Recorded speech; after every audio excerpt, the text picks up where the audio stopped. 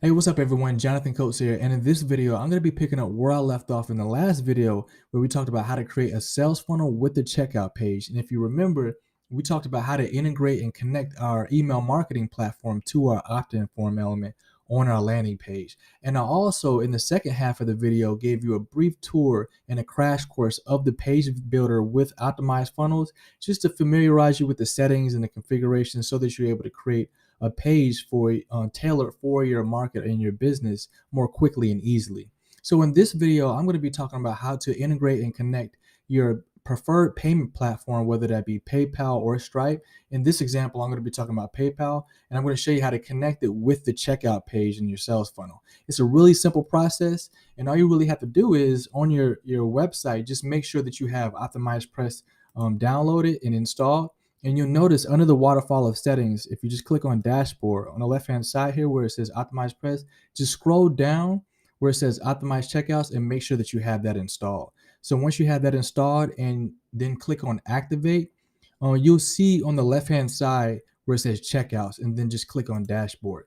Now, all of this stuff is seamlessly integrated with each other, your sales funnel, the checkout pages. So once you click on checkouts, you have two options here. You can go to where it says settings, or you can just go to this main page, and then where it says integrate with payment gateway, you want to go ahead and click on that.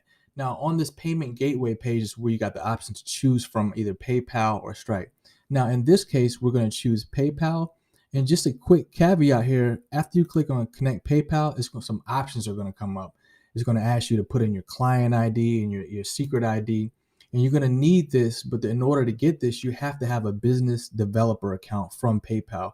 And you can do that by going over to developer.paypal.com.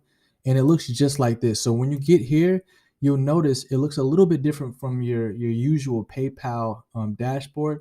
So no worries. All you really got to do is just make sure you're logged in and then click on where it says Get API Credentials.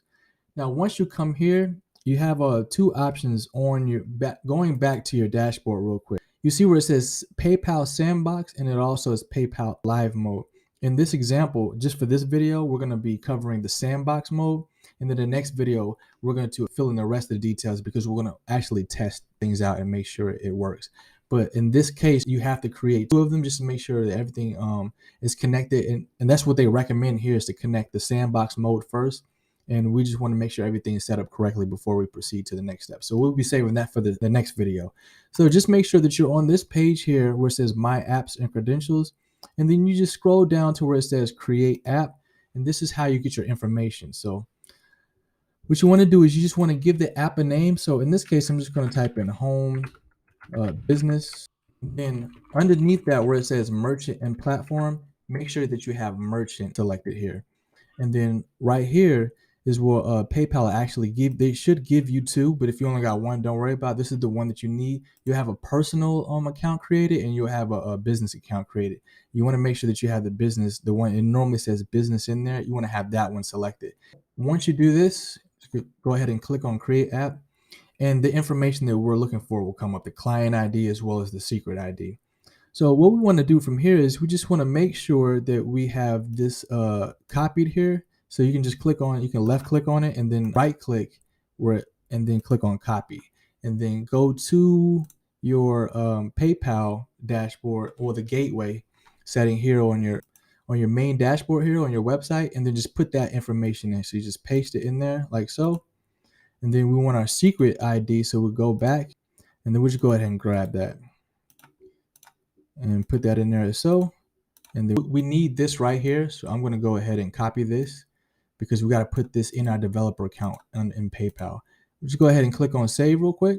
And then we go back to, let's close this. This main page here, what we're going to do now is we're just going to scroll all the way down to where it says add webhook. We'll click on that. And then that URL that we just copied, we're going to go ahead and take that and put it in here. So you want to make sure that you have only one HTTPS. So we're going to just delete that out of there, because if you try to copy it with that in there, it's going to have two of them and it's not going to work. So we're going to go ahead and just paste that in there. And remember, we got this from this dashboard here. It gives you that. So I'm just going to click on edit PayPal real quick, and I'm going to show you what I'm talking about. It gives you that here.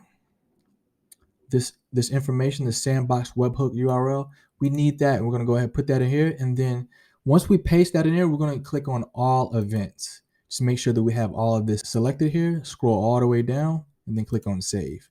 Anytime PayPal has any type of updates, it'll get updated automatically. Your website, the checkout page, and the form where you're collecting payments will automatically get updated.